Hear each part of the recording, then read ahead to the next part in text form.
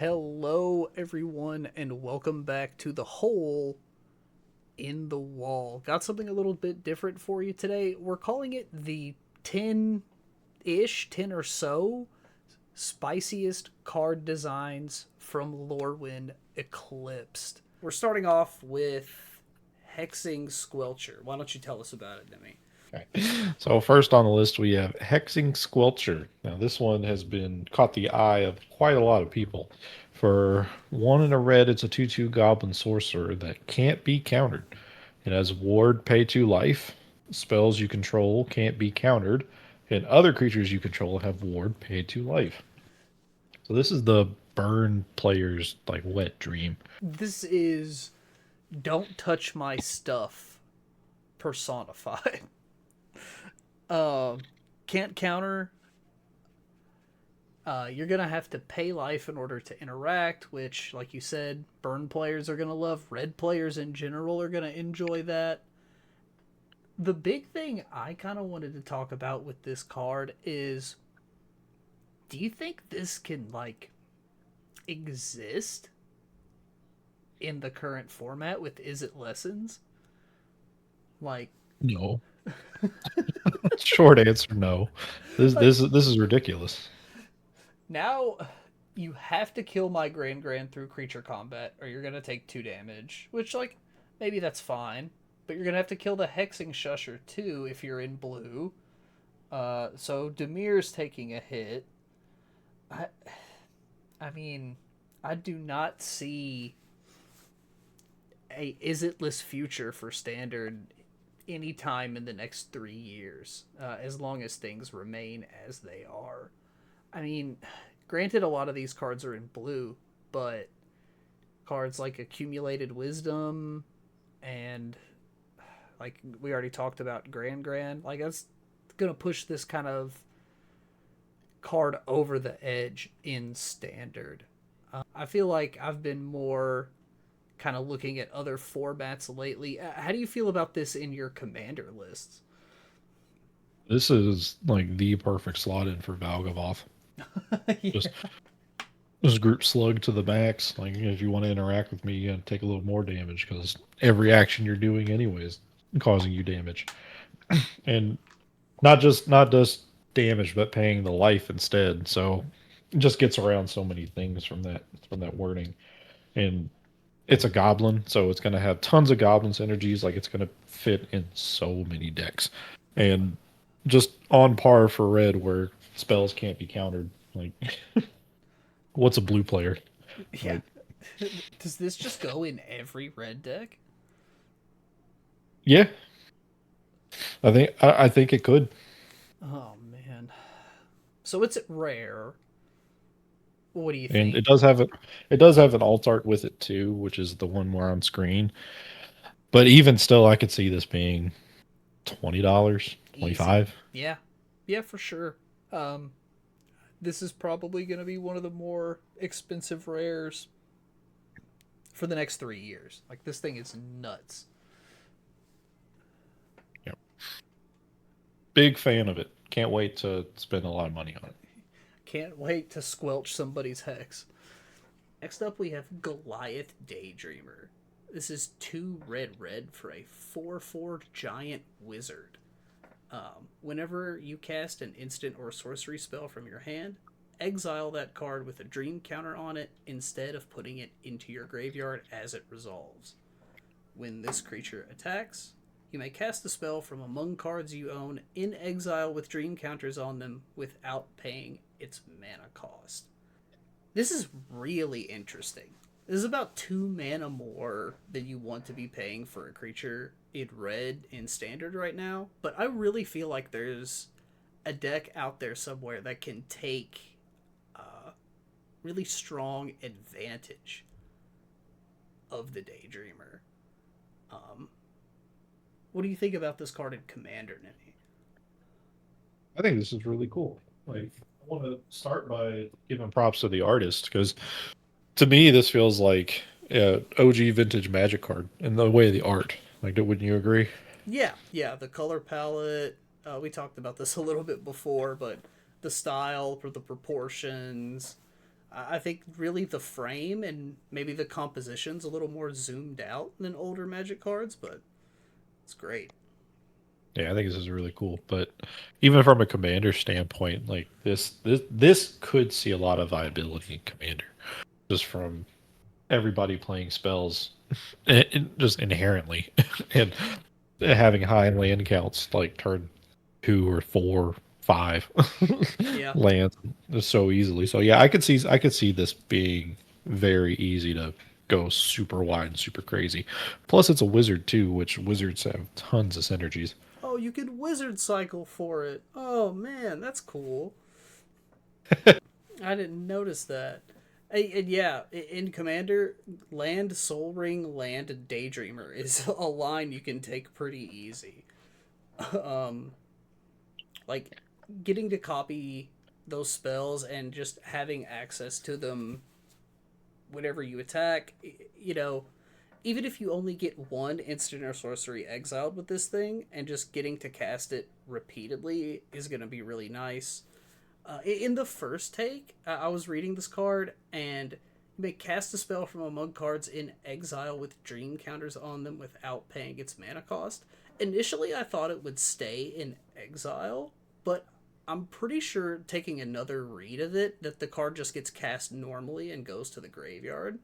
So you do kind of need to continually cast instants and sorceries, but even in standard right now, getting an instant or sorcery back to your hand is not a big ask. Um, it's just tacked on to cards like Storm Chaser's Talent.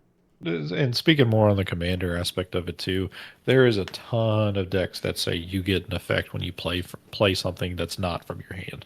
So this is easily slotting into every deck that says play when you play a card from exile or play a card not from your hand. Like I can see Boros playing this, I can see Mardu playing this, and I could see this going in a lot of really cool spellslinger decks.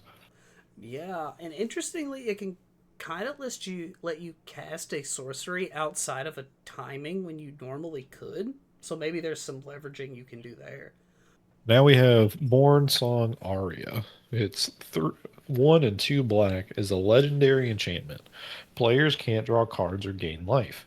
At the beginning of each player's draw step, that player loses 3 life, searches their library for a card, puts it into their hand, and then shuffles.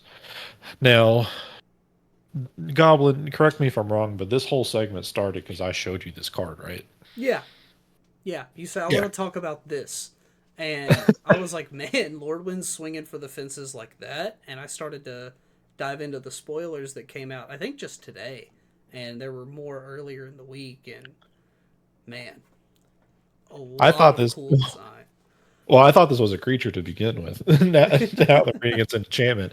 That's even cooler.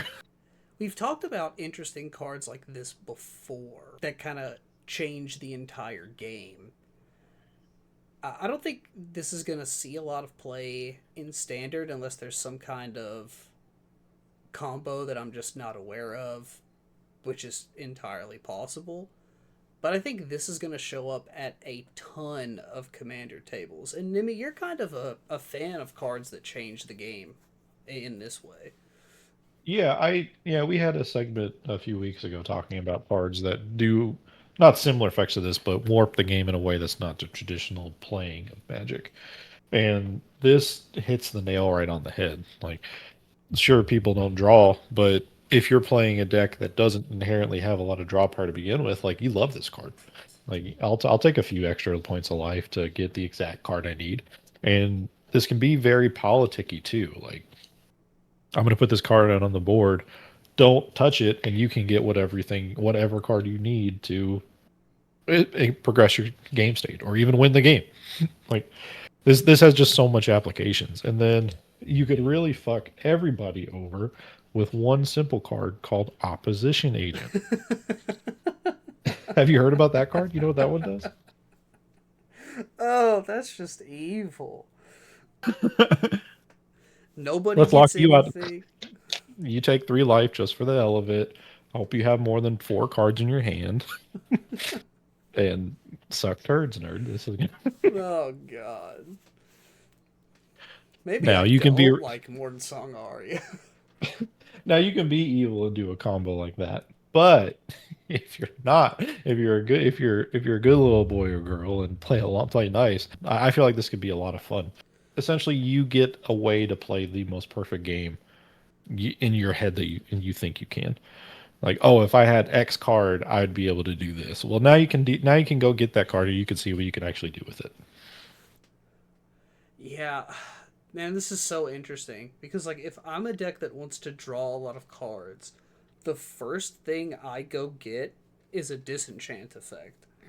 And if there's another player at the table who wants this tutoring effect, they're going to do everything they can to stop me from destroying your Mornsong Aria because they want to go get something. And they're like, oh, I'll just go get my disenchant effect later when I've got all my pieces and then I'll remove it, right? So it's a real. It almost creates like an arms race at the table, but because Just a nice, everyone's on limited resources. just a nice Cold War, or the biggest game of chicken the pot has ever seen. Yeah, I'd be really interested to see how a game where this gets cast plays out. Hopefully, it stays cheap so we can grab a couple copies. Yeah, like I see this being more of a meme card than anything. Like I'm sure there's ways people can break this, but I think that since it's legendary, you can only have the one copy theoretically Yeah. in a perfect world.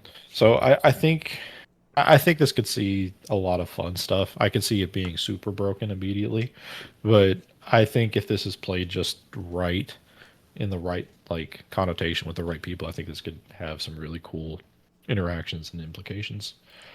Don't put opposition agent in your deck. Who knows? I may have I know you do. it.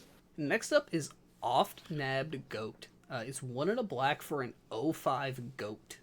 You pay one, draw a card, gain control of this creature, and put a -1/-1 counter on it.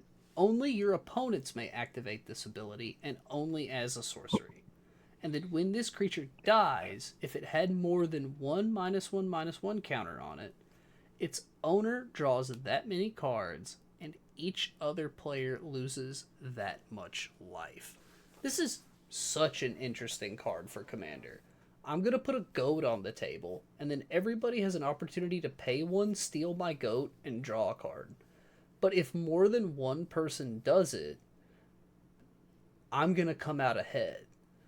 So it's another one of those little tests, another little political piece where I'm going to put this out and other players are going to fight over it and just try and get as much value out of it as they can or ignore it completely, and I've got an 0/5 blocker for 2 mana, which isn't terrible even in a high power format like Commander. 0/5 is it's a big butt. Yeah, I man, Black gets all the cool stuff this set, in Yeah. my opinion. This is a fun card to play, even more so than Mornsong Aria, because it just again, like you said, it just makes another game of chicken at the table. Like, yeah, I can draw a card, but who's going to be the last person holding the fish or holding the bomb when it explodes? Yeah. Like theoretically, like if you keep it on the table, if it goes around a full turn cycle, that'd be four, and then the next person in turn order would have it. So the next person after casting this card could theoretically have it if it goes every turn, and it's just going to be like, oh, let me keep the goat for a turn, and you could Yeah. have a deck card, or like I'll help you with this, and you can take the goat.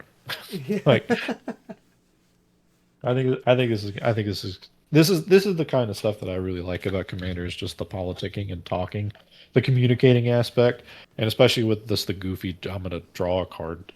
Yeah. Like you see people do some crazy things for drawing one card.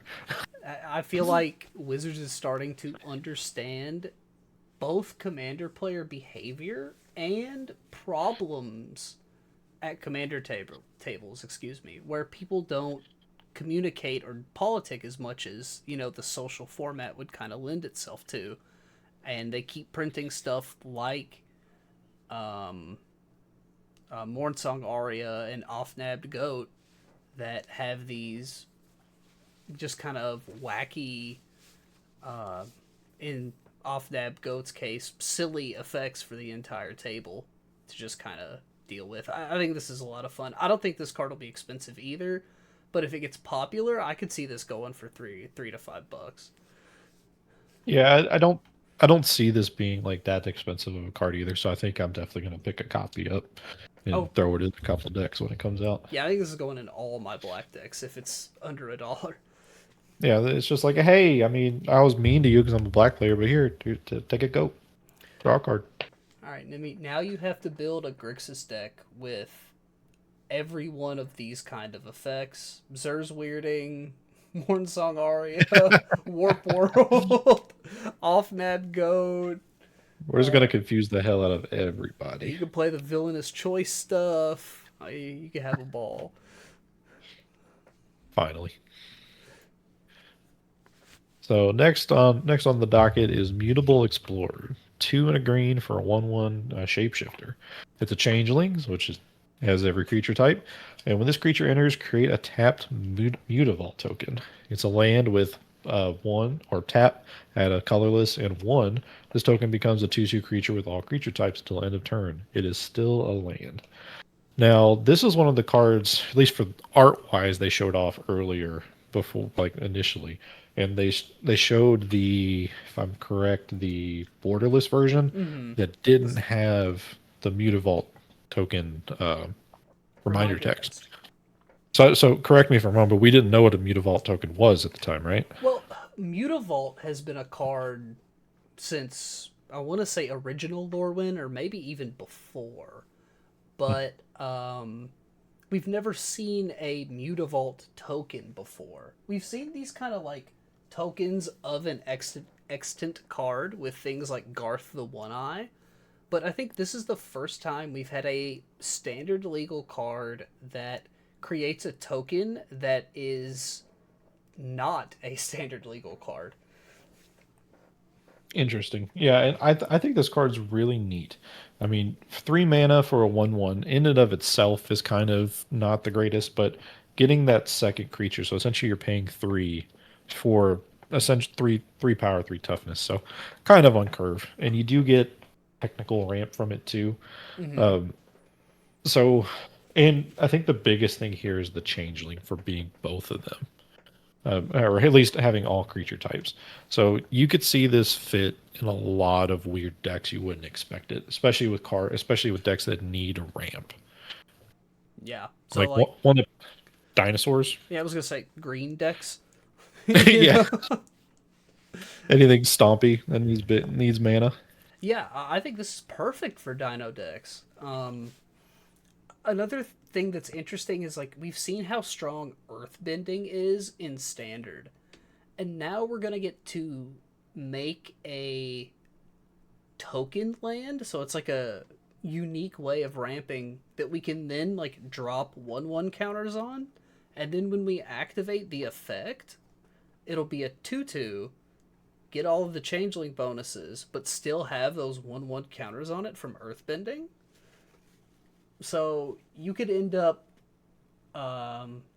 making some pretty big Mutavault tokens with just something like Badger Mole Cub and a couple other effects. So I think the green decks are kind of want to move a little bit faster than Mutable Explorer, but they have so much ramp, and they're casting like Land War Elves on turn one. Like, I don't think this is outside of the realm of possibility to cast and tool around with in a 60 card format.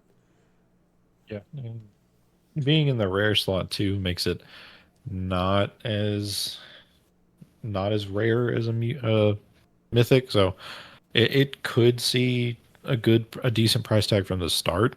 Maybe if green breaks it initially, but I could see this. I could see this being, like you said, the $3 to $4 range. Yeah, I think you'll be able to get this version that we're looking at here pretty cheap. Yeah, I think this is definitely one of those cards where you kind of have to think a little bit about it. Like in lands matters decks would like this because just making more lands is always what you want to do. And then like again, like having 2 changelings on the board, like that could really break a lot of tribal decks too. So I think this could see a lot of home in a lot of different places that you wouldn't expect either, which is cool. Next, we have Glen Alindra's Answer. This is 2 and 2 blue for an instant. This is a mythic rare. This spell can't be countered. A lot of that going around. Counter all spells your opponents control and all abilities your opponents control. Create a 1/1 blue-black fairy creature token with flying for each spell and ability countered this way. This is clear the stack. I'm going to get a fairy for every So blue gets split second too.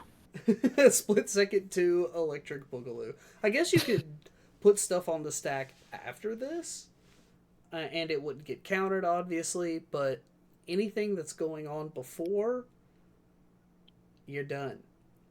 Yeah, and this specifically wouldn't be countered, so Right. it can keep that sandwich going, but it's a new stack essentially, Yeah. which is so weird. But yeah, this is this a spell slinger's ink shield? Yeah, kinda. I think so. In a Yeah, weird way. Um, 4 mana is a big ask, right? There's a lot of ways to reduce the cost of instants and sorceries. Even so, I think this is mostly going to be a card for Commander. yeah. Four mana for a counter spell is very steep in any way you slice it. Now, like you said, cost reducers at the bare minimum would make this 2 blue, which that is insane, but you have to work to get there for that. So you're always not getting, like, I would say more often than not, you'd be paying the 4 for this. And when you're looking at counter spells that high, they typically do something else that either gives the opponent something or does more for you.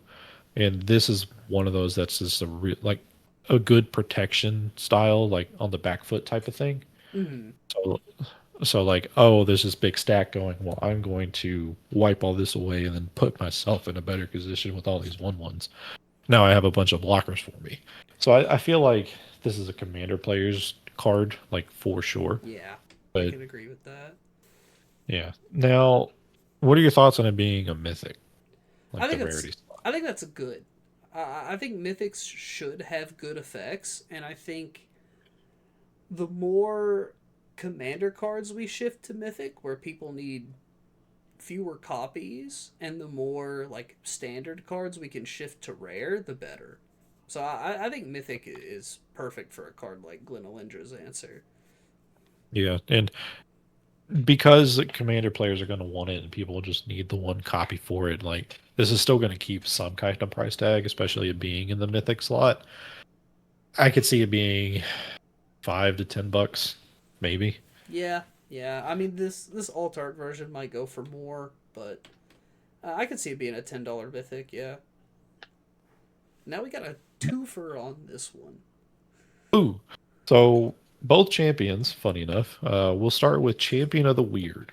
3 and a black for a 5/5 Goblin Berserker. As an additional cost to cast this spell, behold a goblin and exile it. You pay 1 life and blight 2. Target opponent blights 2. Activate only as a sorcery. When this creature leaves the battlefield, return the exiled card to its owner's hand.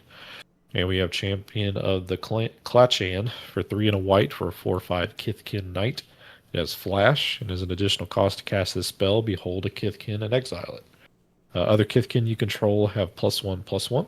And when this creature leaves the battlefield, return the exiled card to its owner hand. So we have kind of like mirror images of each other. One giving the blight, so -1/-1 counters. If people aren't familiar, you'd add the -1/-1s for each of the blight.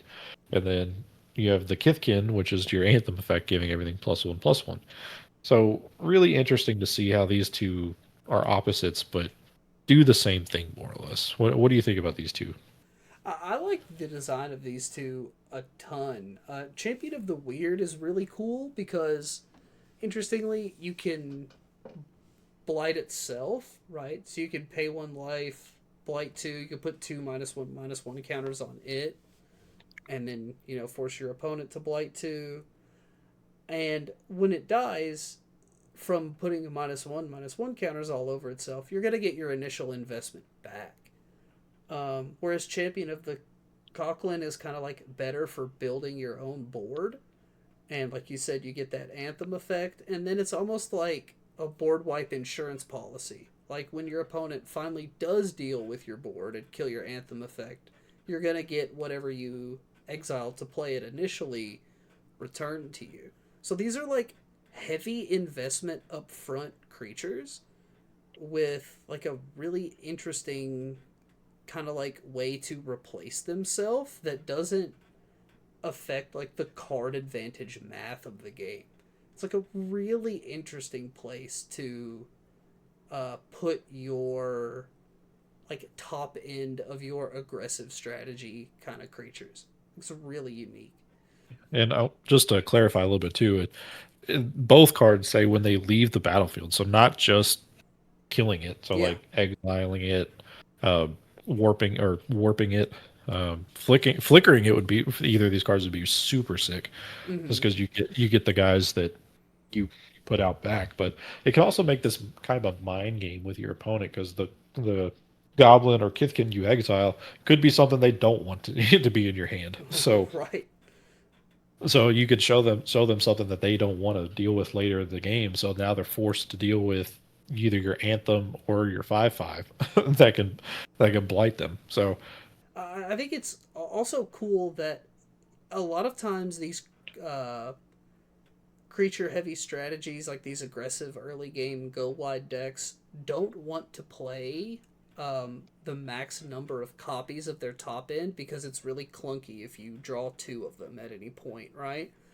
Interestingly, with these, you could exile a copy of Champion of the Weird to Champion of the Weird, and when your opponent kills your Champion of the Weird, you receive a Champion of the Weird. So it kind of smooths out that problem for those top end creatures too, and it'll help make those strategies a little bit more consistent in a world where more combo-y instant and sorcery kind of decks are kind of running things. So yeah. And the beholding part, like I just realized this too, you can exile a creature you control or a card from your hand. So you can theoretically have some type of protection for your board as well. So like if you have this piece that you don't want to get removed and get later back in the turn, like you can just exile that. oh god, what was the goblin's name at the very beginning? The Oh, Hex Shusher. yeah. Just exile it with my Champion of the Weird. It's like, oh, do you really want to kill it? Put that back into play. That's oh, you want to block this, or I'm gonna blight two twice, get my goblin back. Yeah.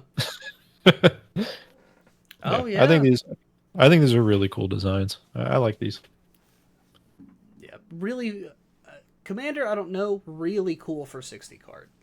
Next up is Curious Colossus. This is 5 white white for a creature giant warrior. 7/7. When this creature enters, each creature target opponent controls loses all abilities and becomes a coward, in addition to its other types, and has base power and toughness 1/1. This is a really strange, like, I would expect a quote unquote wrath effect like this out of green, but it's really strange that they put it in white here. Also, interestingly, this creature does not have trample. So Curious Colossus is going to come down, set everything to a 1/1, and then maybe like play another spell and clean up, or you have something to take advantage of that. I don't know how good or playable this card is. It's mostly just here to highlight like this weird kind of board resetting kind of wrath effect in white, when white is typically the color with the best wrath effects. Yeah, I think the interesting part of this is choosing target opponent rather than choosing creatures or choosing a board. Like this has a lot of I don't see this being played in anything other than Commander, right? Right. Like this seems like a very politic heavy card too, like kind of be the theme with a lot of the cards in this set, or at least that we've seen. But this is just like I have something that can deal with X person's board, leave me alone. And at the same time, this is getting around all the protection effects that someone has built up because you're targeting the opponent, not the Yeah. cards. Yeah. Yeah, this gets around a lot of stuff. It doesn't outright remove the creatures, but it makes them. It's like a humility bomb on a creature. Yeah. So it's a silly. I was about to say silly little guy, but they are not silly. They're big. It looks like a silly big girl. It looks like the opposite of what. Yeah. It's a serious big girl. It's a serious big girl, yeah. But yeah, I agree with you. Like this is definitely interesting, worth highlighting, to say the least. But I don't see this seeing a home in a lot of decks. But if someone's pushed to shove and they don't want to deal with a card on the board, make it a 1/1. Why not? Yeah, I mean, if I end up with a copy of this, I'm gonna try and make it work at something. Yeah. Turn off somebody's commander, unfortunately. Yeah. Oh yeah, and then it's not removed. That's kind of Yeah. interesting. Your commander is now a 1/1, and it's not removed. I can't do anything. Or if there's like some problem card that's choking the table out, like, well, now it's a 1/1 doinker. Like, Yeah. Your Turgrid God of Fright is now a 1/1 coward. Enjoy. yeah. Remember that opposition agent combo we talked about earlier? Now it can't do that. Yeah. All right. She had a little bit more juice than we initially thought. You got feet. A fun little card there. And we've got Morning Tide's Light. We talked about this on a previous episode. So, sorcery, 3 and a white. Exile any number of target creatures. At the beginning of the next end step, return those target creatures, or return those creatures to the battlefield, tapped under their owner's control. Until your next turn, prevent all damage that would be dealt to you, and exile Morningtide's Light. So, I honestly can't remember what we said about this card, but I feel like they're just trying to make goofier Teferi's protections without making Teferi's protections. Right. That is what I said about this card the first time we talked about it. And then Yeah, you pointed out to me that you can use this offensively and exile your opponent's creatures, yeah. crack them with your board, and then when it comes back to them, you can't take damage. So, little blink one ring spell. Why not? Yeah, yeah. Uh, You're just gonna. You could do it to everybody if you wanted. Exile every other player at the table's board, and then um, try and kill them. And if they don't die, you're not gonna die either, at least from damage. Yeah, I feel like this was, since it's a sorcerer, I feel like this was made to be more an offensive style card. But I mean, you could do it defensively if you're like, I don't have literally anything else I can do. Uh, y'all play with each other. Yeah. No, I mean it totally works as a Teferi's protection style card as well. You're gonna Yeah, protect all your guys. Like maybe you have a wrath and you want to clear the board, but you don't want to lose your stuff. You can kind of piece together a one-sided wrath with Morning Tide's Light and just good old Wrath of God or Toxic Deluge or whatever you want. So I think this card has a lot of unique things you can do. Interestingly, it's so strange to me how my initial analysis of this card was the same as yours like months later, and like we kind of like revolved around the wheel of opinions on that. full circle, full circle. But yeah, neat little card. I mean, I don't see this being expensive like in any shape or form, but I think this is a really neat card to like throw out of nowhere. Like you're this is the card you pop and your pod goes, what in the hell does that do? I think this is a card that will be cheap initially, and as it wins games for people and as it gains popularity, it'll slide up. So if you really want to play Morning Tide's Light and you can see one or and you could buy one for $10 or less, I would do so because I feel like it'll get more expensive over time. It might drop to 5 and stay there for a while, but I think Yeah. over 2 or 3 years this will be a $20-$30 mythic. Yeah, and I'm not. I'm not too familiar, but do you know how much the Teferi's Protection Light cards like are going right now? Not off the top of my head, but we can do some editing magic and we can make it look like that. I just know off the top of my head what Yeah, Teferi's protection cost. because So I would say it would fall in the realm of those cards. But I mean, maybe being more value since it's a mythic might be a little harder to pull. But we're getting more like I feel like Wizards is trying their best to give more options for Teferi's Protection, even though like nothing's going to top that. Which I mean is good at the end of the day, but also is a double-edged sword because you could just Ooh. run this and Teferi's Protection. So cheapest Teferi's protection looks to be a played copy on TCG right now for 35 Man, from Double Masters, and then list reprint version is the same art but is $44, and they go up from there. Mystical Archive is 53. well, So you know it's not going to be more than $30 this card.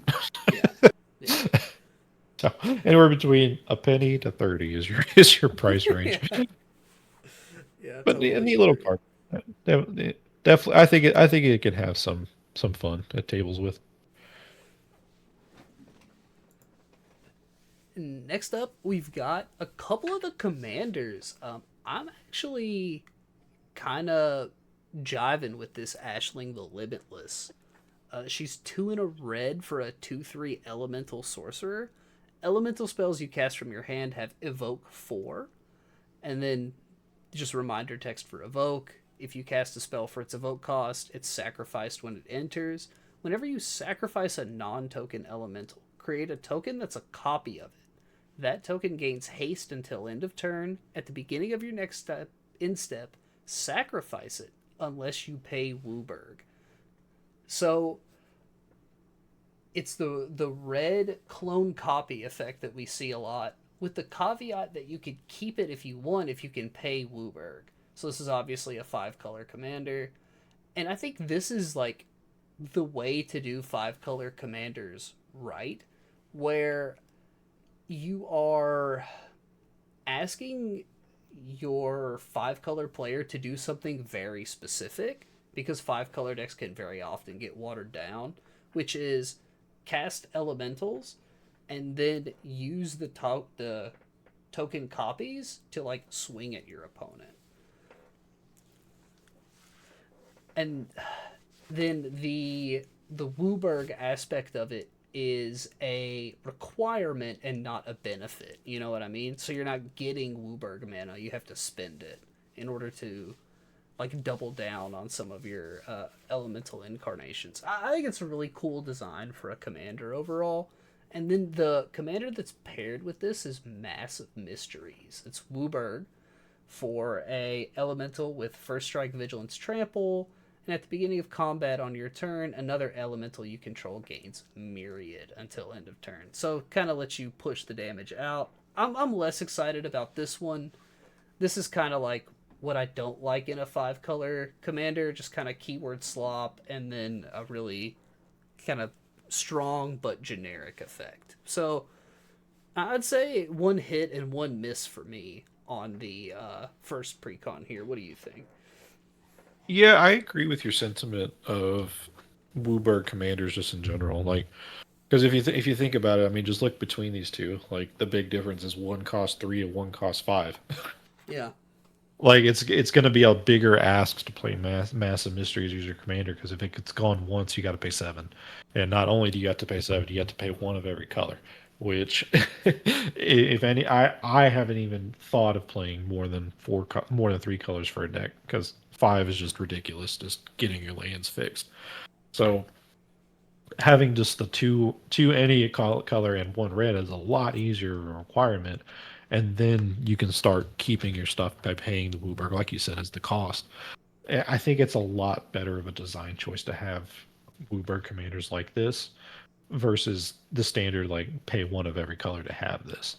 So I feel like Ashling is definitely not only is it the face commander, that's the one people would play over Massive Mysteries, but even the Massive Mysteries has such a home in this because you can just pay for it for 4, and then you have the copy of it. So I think these are really good together where one is clearly the commander face, the actual commander, one is just in the deck. Yeah, yeah, I totally agree with that. Yeah, I would like them to see more Wooburg where it's one color and even four color decks like with the Fantastic Four that are coming out as that they showed off for the Marvel set. That's really cool how they have them as each individual colors and then you pay the four color as a cost. It's such a step in the right direction for getting people to play multicolors like that. Good on you, Wizards. Good on ya. More ashlings, less mysteries.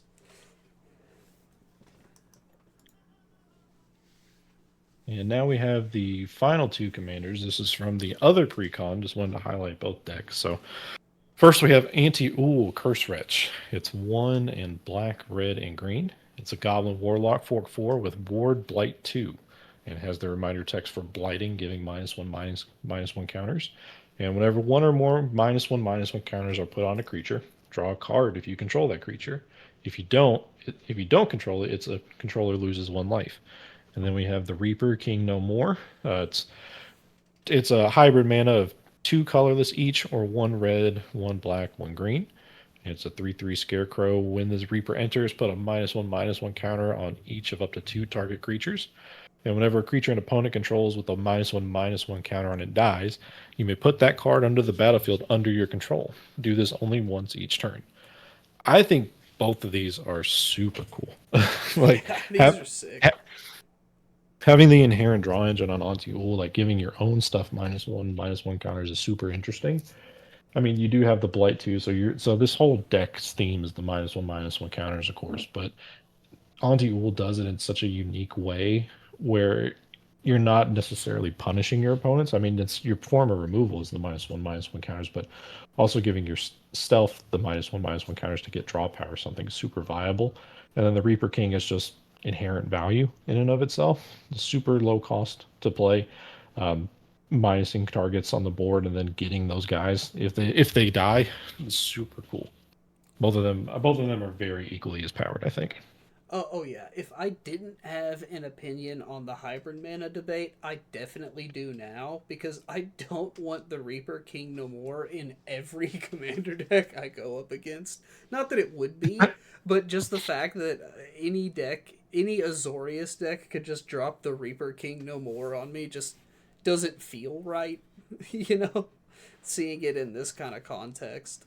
Um I really like both of these. I think King No More is a really cool way to do a retrain on a classic, like iconic Magic card, and then Anti Ool, like you said, the inherent draw engine on a commander. You know that's something I love, and then just being able to mess around with Blight, and because you're in green, you have access to plus one counters, and then that interaction with minus one counters can let you do some really cool stuff.